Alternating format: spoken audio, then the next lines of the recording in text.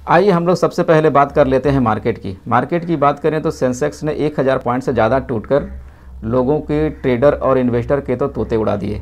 अगर banking sector की बात करें तो बैंकिंग सेक्टर भी कम नहीं रहा। लोगों का भरोसा था कि बैंकिंग सेक्टर अभी अच्छा कर रहा है और ये ज़्यादा नहीं टूट पाएगा, तो बैंकिंग सेक्टर ने भी लगभग 1% से ज़्यादा की बिकवाली दिखा दी। अगर बात करें हम निफ्टी आईटी की, तो निफ्टी आईटी ने तो सारे भ्रम ही तोड़ डाले और लोगों को लग रहा था कि आईटी सेक्टर ऑलरेडी कई सेशन से ये करेक्शन दे रहा है, अब शायद इसमें करेक्शन आ गया, अब ये उतना ज़्यादा नहीं टूटेगा। लेकिन इसने सारे लोगों को भ्रम जाल तोड़ते हुए इसने करीब 4% का डाउन फॉल दिखाया और ये करीब बात करें तो 3.71% टूटकर बंद हुआ।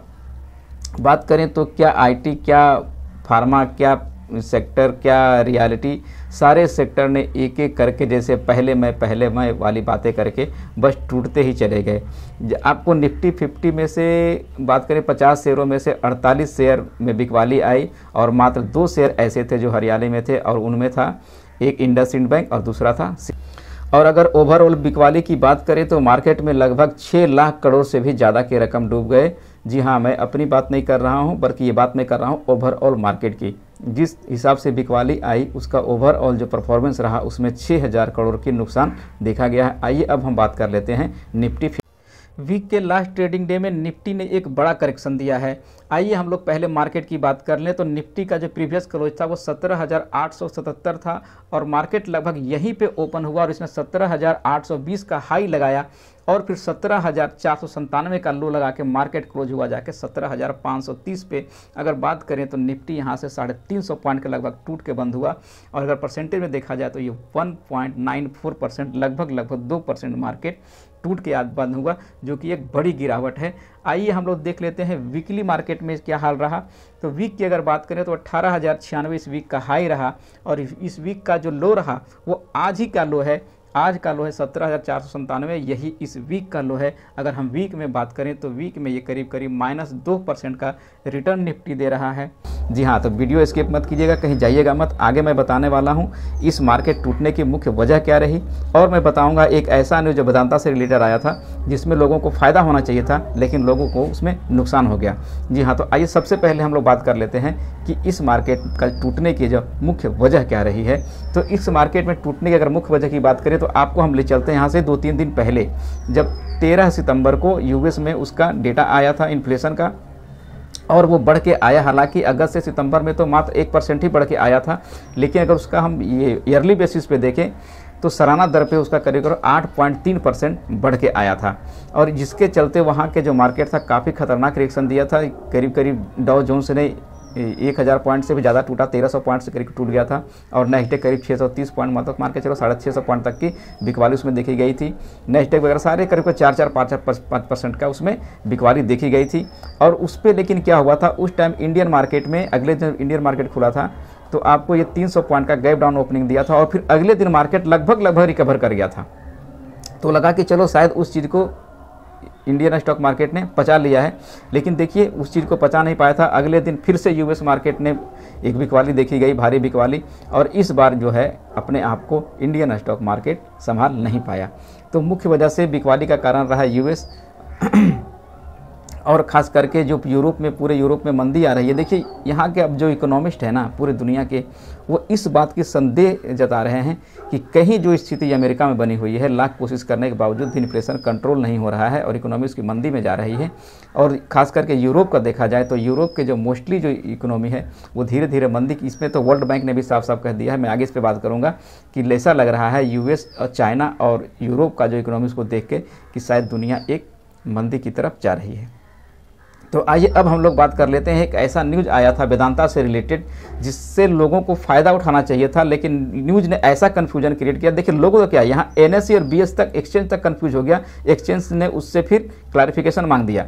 और हम लोग क्या करते हैं कि बिना न्यूज़ को जांचे परखे हम उसमें खरीदारी कर लेते हैं। एक न्यूज़ आया था कि एक ताइवान की कंपनी है फॉक्सकॉन और वेदांता के एक बीच में एक डील हुआ है, उसमें वेदांता जो है अब चिप बनाएगी और चिप बनाएगी। जैसा जानते हैं कि इंडिया में चिप की काफ़ी क्राइसिस है, तो लोगों को लगा अब तो ये स्टॉक है जो रॉकेट हो जाएगा जल्दी से जल्दी, इसे पकड़ लो। लेकिन उन्हें ये नहीं पता था कि जो डील हुई है उसमें साफ साफ था, अगर आप फरवरी का न्यूज़ देखेंगे, थोड़ा सा पीछे जाएंगे तो 16 फरवरी को एक डील हुई थी वेदांता और फॉक्सकॉन में। उसमें साफ साफ कहा गया था कि जो प्रोडक्शन होगा वो वेदांता का जो होल्डिंग कंपनी है उसके थ्रू होगा, न कि वेदांता लिमिटेड के थ्रू होगा। और लोगों ने वेदांता लिमिटेड को खरीदना शुरू कर दिया। फिर जैसे ही ये सच्चाई न्यूज़ में आई, लोगों ने वायरल हुआ, तो फिर फटाफट बिकवाली आई और वेदांता एक अच्छा खासा करेक्शन दे दिया। तो आइए अब टाटा ग्रुप एफएमसीजी में अपनी पकड़ और मजबूत करने के लिए कमर कस लिया है। जी हाँ, नमक के साथ साथ सॉफ्टवेयर तक बेचने वाली ये कंपनी अब आपको पानी पिलाएगी। जी हाँ, टाटा ग्रुप ने बिस्लेरी इंटरनेशनल के साथ एक हिस्सेदारी साझा कर रही है। अभी ये पूरी तरह से न्यूज़ बाहर नहीं आया है, लेकिन इसके कुछ खबरें आ रही हैं। जैसे ही पूरी डील हो गया हम आपको बताएंगे। और एक खबर की बात करें तो भारतीय कारोबारी गौतम अडानी किसी न किसी वजह से सुर्खियों में रहते हैं और आज ये फिर सुर्खियों में है। गौतम अडानी दूसरी बार इन्होंने अब तीसरे नंबर से उछल के दूसरे नंबर पर आ गए। जी हाँ, गौतम अडानी दुनिया के दूसरे सबसे अमीर शख्स बन गए हैं। हालांकि वो इस कुर्सी पर थोड़े ही समय के लिए बैठ पाए और उनको फ्रांसीसी कारोबारी बर्नार्ड अर्नाल्ड ने उनको पछाड़ दिया। और जबकि जोस बेजोस जो दुनिया के सबसे दूसरे शख्स थे वो लुढ़क कर अब चौथे पायदान पे चले गए हैं। अगर अगली खबर की हम लोग बात करें तो अब आइए बात करते हैं एक ऐसे इंडस्ट्री की जो भारत में बहुत तेज़ी से बढ़ रही है। जी हाँ, देखिए, खबरों को समझिएगा और खबरों के हिसाब से अपना पोजीशन बनाइएगा। अब आइए बात करते हैं एक ऐसे इंडस्ट्री की जो भारत में बहुत तेज़ी से बढ़ रही है और वो है गेमिंग इंडस्ट्री। अगर गेमिंग इंडस्ट्री की बात करें तो भारत में इसका सालाना जो बढ़ने का प्रतिशत वो 38% है।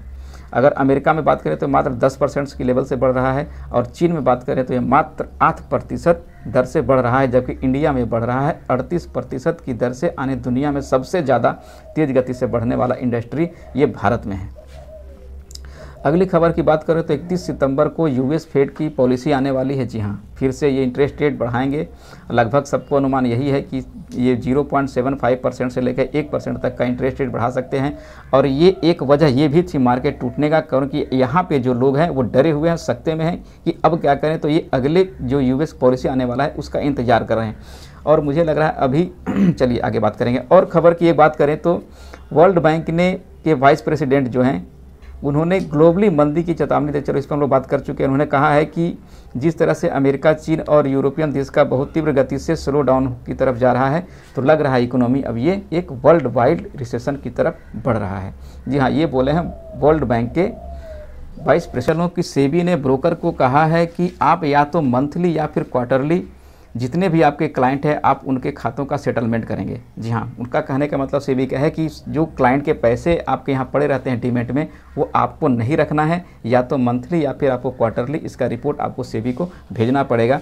लेकिन देखिए, इसके जो परेशानियां हैं ब्रोकर की, उसने सेबी को लिखा, एक नोट भेजा है कि मुझे ये परेशानियां हैं। जैसा कि सेबी ने बताया था कि आपको लास्ट फ्राइडे को ये काम करना होगा। तो सेबी ने कहा है कि लास्ट फ्राइडे अगर हम बात करते हैं तो कमोडिटी मार्केट 12 बजे तक कभी कभी चल जाती है, करेंसी मार्केट 5 बजे तक चलती है। तो फिर वो सेटलमेंट कैसे हो पाएगा मंडे को? अगर हम मान लिया सेटलमेंट कर देते हैं और क्लाइंट का पैसा सेटलमेंट में चला जाता है, तो अगर उन्हें फिर कोई मंडे को पोजीशन बनाना हुआ तो फिर हमें उनसे दोबारा से पैसे नए लेने होंगे, या तो फिर वो सौदा नहीं कर पाएंगे। तो ये सब परेशानियां हैं। ब्रोकर ने अपनी परेशानियां भी सेबी को बता दी है। इस पर देखिए बात चल रहा है, लेकिन लग रहा है सेबी मानने वाला नहीं है। कुछ ना कुछ तो इसको ब्रोकर को करना ही पड़ेगा। ये सब खबरें ऐसी है जो आपको ट्रेडिंग को, आपको इन्वेस्टमेंट को इफेक्ट करेगा। तो आप ये सब खबरों पर ध्यान दीजिएगा। आइए अब हम बात कर लेते हैं कि मार्केट का मूड जानने की कोशिश करते हैं। मार्केट का मूड क्या रहने वाला है, यानी मूड ऑफ द मार्केट। तो देखिए, जिस तरह से पहले एफआई आए और बाहर लाए, लेकिन पिछले अगर उनका कंटिन्यू 3 सेशन से देखा जाए तो वो कंटिन्यू 3 सेशन से बिकवाली कर रहे हैं। और दूसरा, जिस तरह से अभी मार्केट में पूरी दुनिया से खबरें आ रही हैं और जो वर्ल्ड बैंक का खास करके इनका स्टेटमेंट आया है कि दुनिया मंदी की तरफ जा रही है, और ख़ास करके जो 21 तारीख को जो यूएस फेड का दोबारा से पॉलिसी आने वाला है, तो एक स्टक सी हो जाएगा मार्केट यहाँ पे, और यहाँ पे कंसोलिडेट होगा। आप एक बहुत बड़ा अप एंड डाउन का मूवमेंट एक्सपेक्ट नहीं कर सकते हैं। मार्केट यहाँ देखिए, मार्केट में एक चाल थी 18,000 तक को उसको टच करना था और 18,000 को टच कर दिया। उसके बाद करेक्शन। देखिए, मार्केट को आप समझिए, मार्केट आप अगर समझ लेंगे ना तो आपको बहुत आसानी होगी। लोगों में एक क्रेज था, एक भाग के 18 तक तो जाएगी, 18,000 तक तो जाएगी, और लोग पोजीशन उस तरफ से बनाते चले गए थे। 18,000 गया, अब लोगों को लग रहा है 18,000 गया तो करेक्शन तो देगा ही देगा, और करेक्शन दे भी दिया। तो अब लोगों ने पोजीशन इसमें उल्टा बनाया हुआ है। अगर खास करके बात करें तो 17,700 18,000 के कॉल है वो बहुत ज़्यादा राइट हुआ है। तो इस हिसाब से अगर सारी बातों को अगर हम लोग मिला के देखें तो मार्केट अभी मुझे लग रहा है ये कंसोलिडेट होगा, खास करके अगले वीक तक तो श्योर कंसोलिडेशन में ही रहेगा। एक बहुत बड़ा अप या डाउन की आप एक्सपेक्टेशन नहीं कर सकते हैं। तो अगर आप इस पीरियड में ट्रेडिंग करते हैं तो थोड़ा सा आपको ध्यान रखने की ज़रूरत है और कॉशियस रहने की ज़रूरत है। एक बड़ी पोजीशन ना बनाएं, बल्कि छोटी मोटी ट्रेडिंग करना है तो आप कर सकते हैं। तो दोस्तों, इस सप्ताह का मेरा रिपोर्ट रहा। हम लोग फिर मिलेंगे अगले वीडियो में। तब तक के लिए टाटा, बाय बाय, नमस्कार। और मेरा वीडियो को ज़रूर लाइक कर दीजिएगा। धन्यवाद।